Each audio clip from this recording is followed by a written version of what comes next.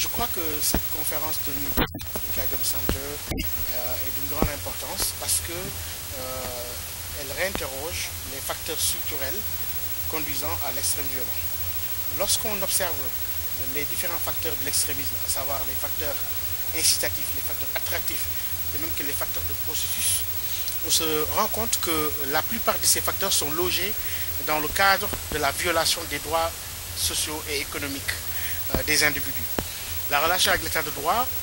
c'est que aujourd'hui nos États sont contraints de lutter contre l'extrême violent, mais en même temps de se référer au principe de défense des droits humains. Alors la question, c'est comment allier une lutte efficace contre le terrorisme et le respect des principes des droits humains et donc des principes de l'état de droit. Donc je crois que c'est deux thématiques qui sont forcément liées et ce lien qui est analysé à travers les différentes interventions, je crois, pourrait être illustré par nombre d'études telles que celles qu'on a présentées tout à l'heure et que d'autres experts aussi ont évoquées. La prévention, parce que je dis très souvent que la conquête des cœurs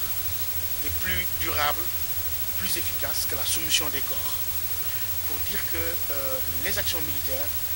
ne peuvent que arriver à l'élimination des cibles alors que d'autres cibles vont renaître. Il faut aujourd'hui que les États sahéliens s'attaquent aux causes structurelles de cet extrémisme. Et les causes sont à chercher dans la malgouvernance, l'accaparement des richesses, le fait que, d'ailleurs, même quand on regarde la structure, il y a un déphasage aujourd'hui entre la structure démographique de nos pays et la composition de la classe politique. 75% de nos jeunes,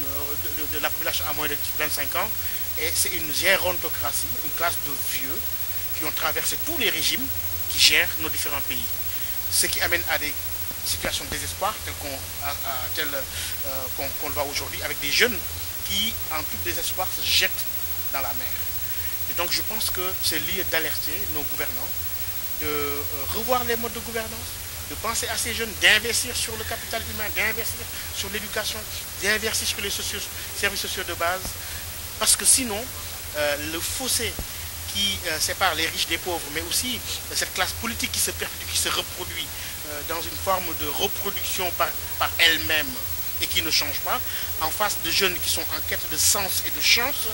dans des conditions socio-économiques difficiles, c'est véritablement là une bombe sociale d'une jeunesse qui désespère au point de se jeter à la mer. Je crois qu'aujourd'hui, nos dirigeants devraient être gênés de voir cette situation déplorable d'une jeunesse abandonnée à elle-même dans des pays où les ressources sont accaparées par la classe politique et oubliant complètement le devoir de reddition des comptes, aussi le devoir d'une gouvernance tenant compte de la nécessaire solution des vulnérabilités socio-économiques de la jeunesse.